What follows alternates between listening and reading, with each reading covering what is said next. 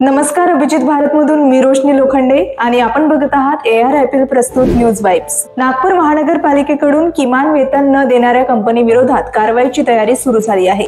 कर्मचाऱ्यांकडून मिळालेल्या तक्रारीच्या पार्श्वभूमीवर मनपा आयुक्त अभिजित चौधरी यांनी चौकशीचे आदेश दिले आहेत।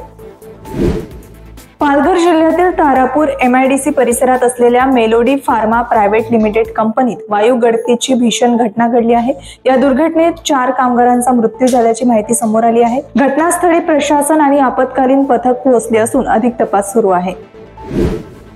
भारत उद्या शनिवारी पंतप्रधान नरेंद्र मोदी यांच्या नेतृत्वाखाली दुसरा राष्ट्रीय अंतरिक्ष दिवस साजरा करणार आहे। या दिवशी उपग्रह प्रक्षेपणापासून मानवयुक्त अंतराळ मोहिमापर्यंतच्या भारताच्या अंतरिक्ष प्रवासाचा गौरव करण्यात येणार आहे। अमेरिकेतील ड्रेक पॅसेज परिसरात जोरदार भूकंपाचे धक्के बसले आहेत। रिश्टर स्केलवर या भूकंपाची तीव्रता 7.4 मोजली गेली असून त्यानंतर त्सुनामीचा इशारा देण्यात आला आहे। नॅशनल सेंटर फॉर सिस्मॉलॉजीच्या माहितीनुसार हा भूकंप भारतीय वेळेनुसार सकाळी 7:46 झाला आहे।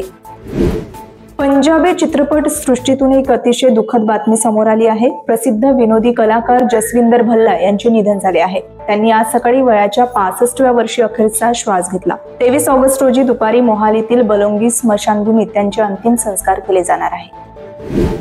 एशिया कपमध्ये भारत आणि पाकिस्तान यांच्यातील सामन्यासाठी भारत सरकारने हिरवी झेंडी दिली असून 14 सप्टेंबर रोजी हा सामना दुबईमध्ये खेळवला जाणार आहे।